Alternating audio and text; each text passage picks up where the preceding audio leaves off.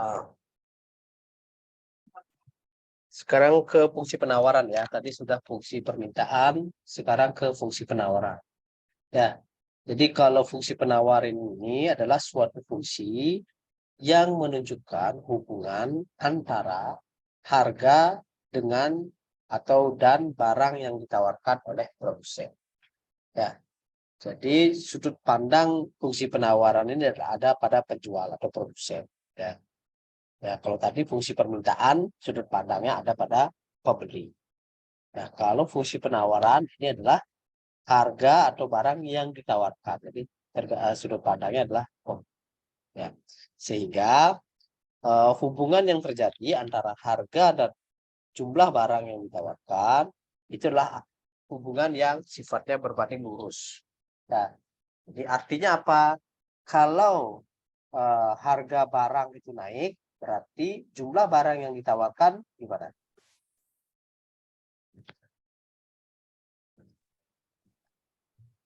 Naik juga ya. Kalau harga itu naik, berarti jumlah barang yang ditawarkan itu ikut naik. Dan apabila harga yang ditawarkan itu turun, itu tentu penawaran juga turun. Nah, contohnya seperti apa? Nah, ini dikasih satu contoh tentang penjualan masker di saat pandemi ya. Nah, saat awal-awal pandemi itu kebutuhan akan masker itu sangat tinggi ya. Harga masker pun sangat cukup mahal ya waktu itu, sehingga banyak sekali produsen atau penjual itu menjual atau menawarkan maskernya. Nah, sekarang saat sudah mulai pulih ya, jadi masker sudah tidak banyak lagi diburu seperti dulu. Nah, sehingga di sini penawarannya juga, nah, kurang lebih prinsip itu yang diterapkan sehingga hubungannya adalah berbanding lurus. Ya. Nah, karena berbanding lurus, jadi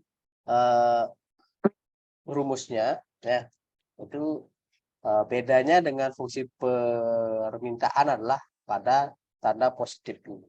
Ya.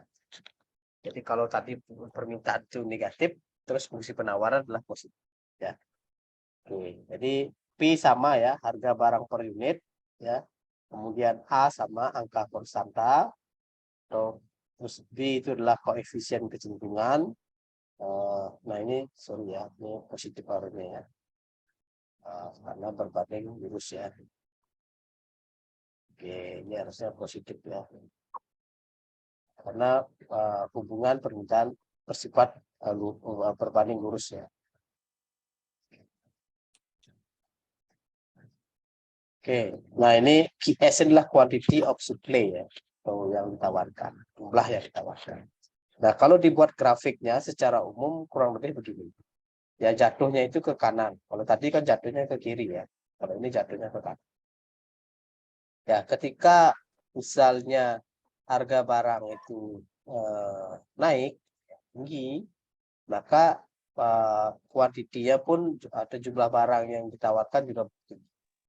Ya, ketika harga itu turun ya, kuantitinya juga turun juga.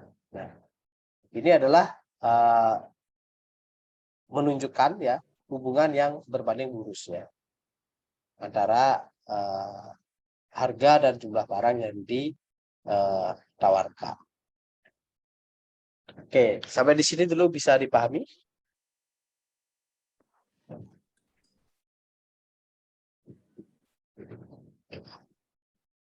Bisa ya? Oke, saya lanjut kalau itu ya. Nah, ini salah satu contoh. Nah, Dean ini sedang merintis usaha thrift shop. Apa itu thrift shop?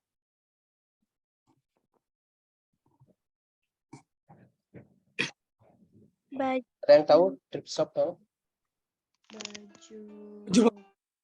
Baju bekas. Baju bekas ya. Oke, second ya, baju second ya.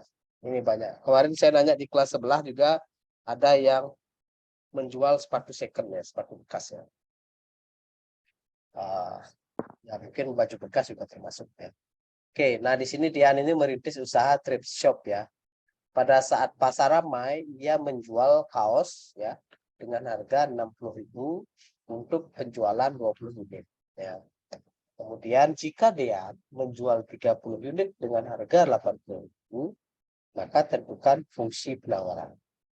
Nah, ini kalau dari sini kita bisa lihat bahwa key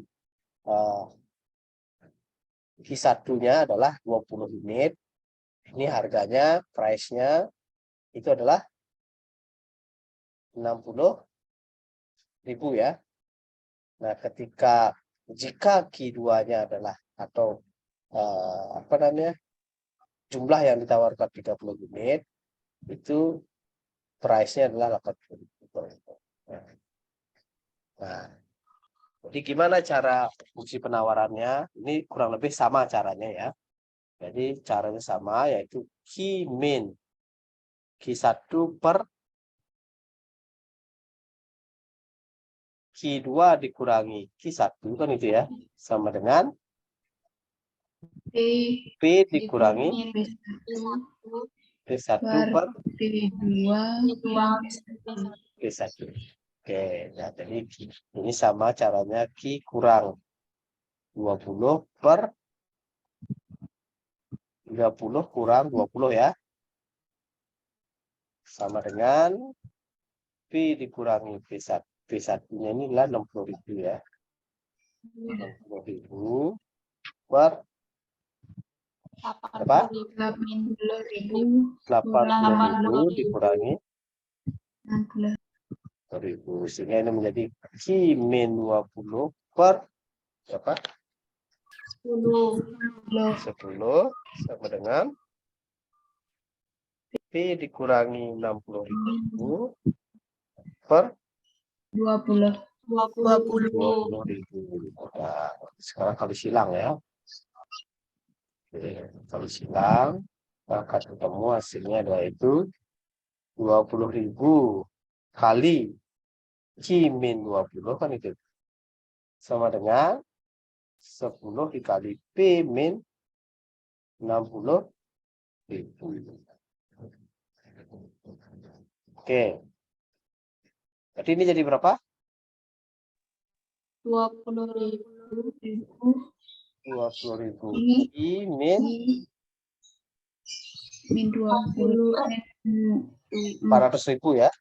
400.000 sama dengan 10 10P min 600.000 ya. Oke, nah sehingga di sini jadi 20.000 Q sama dengan 10P. 400.000-nya pindah ke sini jadi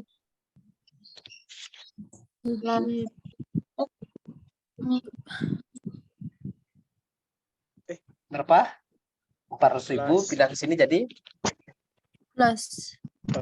plus sehingga jadi totalnya jadi berapa? Min 200. Min Min 200. Min 200. Ya. Nah, sehingga sekarang Q sama dengan, nah ini kayak tadi ditanyakan ya, kalau di sini plus, sini juga plus ya. 10P min 200.000 per 20 ya. Oke, nah kalau disederhanakan menjadi begini. 10P per 200. 20.000, mohon maaf. 20.000 dikurang 200.000 per 20. Nah, ini berapa jadinya nih?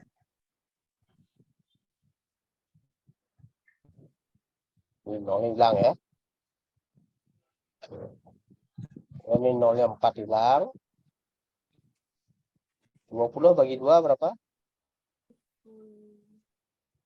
10. 10. Ini jadi 1 ya. Oke. Sehingga ini menjadi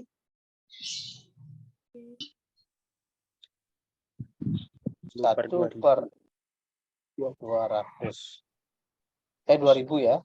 2000 P 1/2000 P dikurangi 10. 10 ya. Kurang lebih ini ya. Sampai di sini sebenarnya udah selesai ya. Udah selesai, jadi fungsi penawarannya. Tapi kalau mau bentuk lain juga bisa. Ini sama dengan min 10 ditambah 1/2000. Nah, tentu untuk memastikan ini betul atau tidak, kita lakukan uji ya. Kita lakukan uji. Jadi ketika P sama dengan 60.000 ya, apakah benar Q-nya 20 unit ya?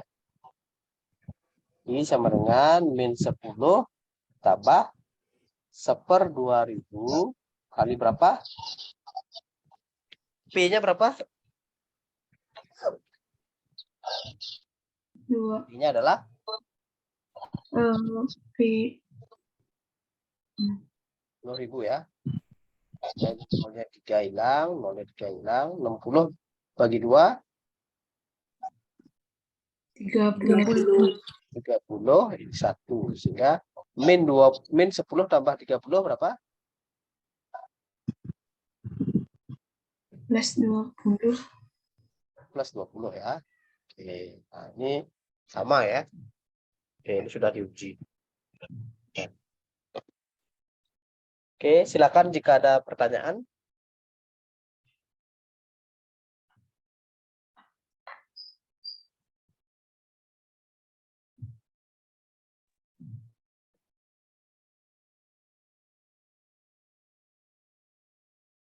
Ada pertanyaan?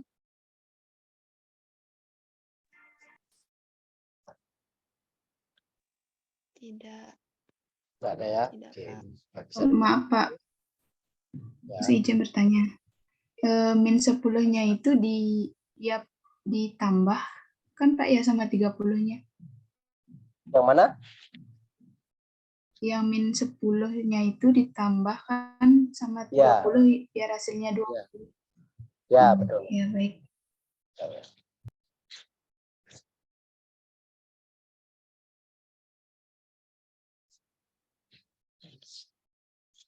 Oke. Oke, ini sudah berarti, nah nanti kalau sudah bisa dipahami, kita akan lanjut ke yang lain. Nah.